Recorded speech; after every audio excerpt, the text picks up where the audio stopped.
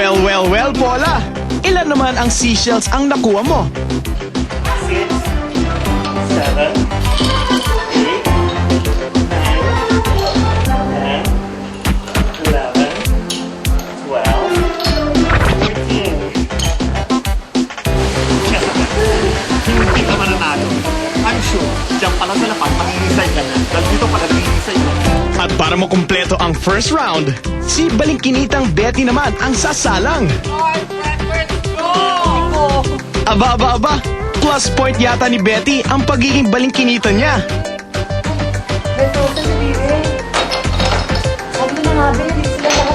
Si Super Serena ka ba? O si Aquaman? Ang bilis mo ah!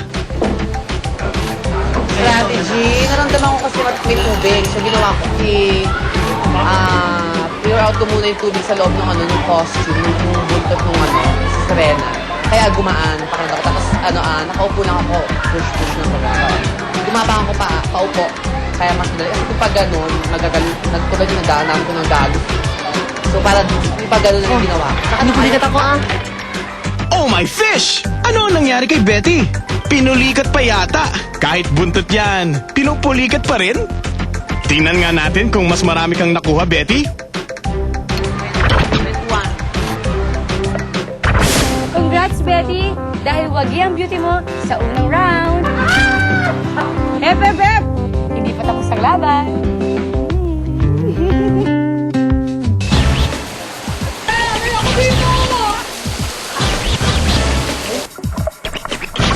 Sa second round, hanapan pa rin ng seashells ang labanan. But not on the seashore na, kundi sa ilalim na ng tubig. May 5 minutes kayo para manguha.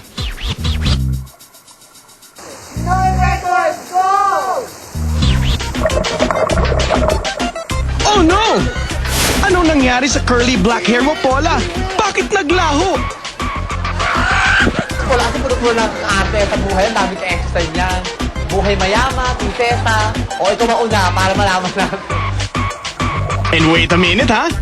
Bakit baliktad yata? Sa tubig nawawala ang buntot mo. Di ba sirena ka? Masamang balita. Walang nakuha si Paula Palaka sa round na ito.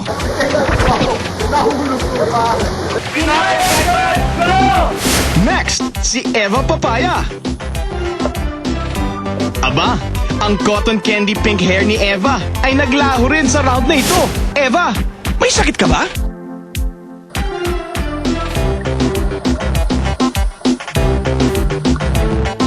Pero ibang level naman pala itong si Eva. May nakuha siyang seashells. In fairness. 10 shells times 2. 20 points ka dyan, Eva. Si Eva, naalala ko talaga meron siya makukuha. Kasi laking bundok yan. O siya, Betty, it's your time to shine naman. Aba, patunay mo sa lahing lamang dagat na palaban ka, Betty. 50-50. Ang hirap kasi yun yung madali na sumisit para sa akin. Pero yung first time ko nga nagsuot ng gano'n, no, mabigat siya sa out the water. Pero pag nasa tubig ka na, magaan siya. Hihilayin ka niya pataas. Oo, tayong dalawa, wala ka makakuha. Hindi makakapot. I'm sorry, pero pareho ng kapalaran ni Paula ang sinapit ni Betty. Bokya! As in zero ang seashells na nakuha niya sa round na ito. Kaya ayan, asar talo ka ba kina Paula at Eva? Wow! At kinarir mo, Eva Papaya, ang second round. Dahil dyan, pasok ka sa banga. Next record, si Farrell Wu, genius sa piano, sa math, at sa stock market. Siya ang ating astig na kid. Sina Paula Palaka, Betty La Fea, at Eva Papaya magpapaligsahan sa tubig para maging Jezabella, Chucky the Midget. Hinamon sa gapangan si Berwin the Bearcat. Sila ang tampok sa Pinoy vs. Wild. At meron pa kayang makapantay sa longest human chain sa Boracay? kakaibang balakubak. Bakit isa lang ang anak mo? Hinay-hinay lang ako. Di ka ba nagmamagic sa labas? It's a kind of magic. Let's say yung Jack of Clubs, dahan-dahan. Bata pa lang siya pero genius na raw siya sa musika. Siya ang bida natin sa Astig ni Kid.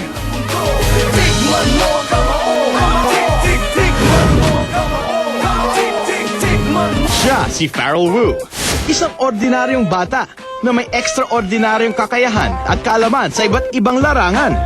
Sa musika,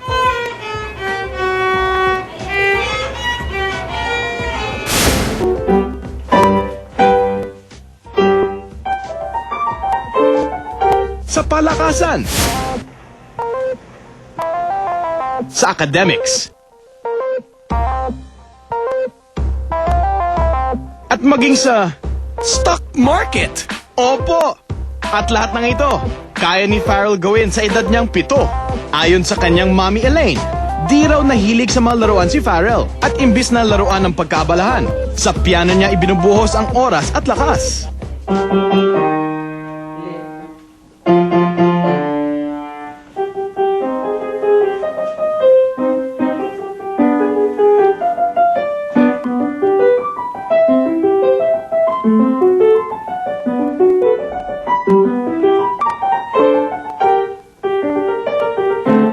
More than toys, you never asked me to buy anything except for a piano.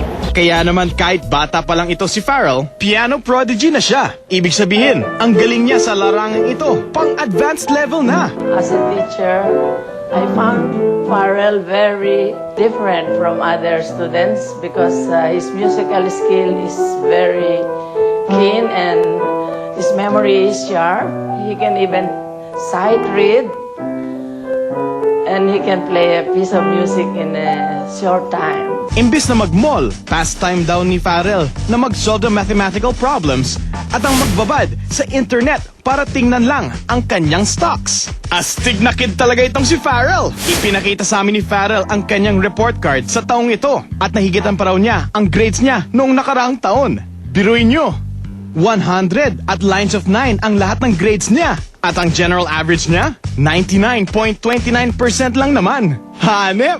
Siyempre, proud parents itong si daddy at mommy. Although I never compared him with other kids because I always tell him he has to compete with himself, nobody else. O yung mga kids dyan, kung kaya ni Pharrell, kaya nyo rin maging isang astig na kid. Di ba, Pharrell? Ako po ay si Pharrell Wu. Pasok po ako sa Pinoy Records.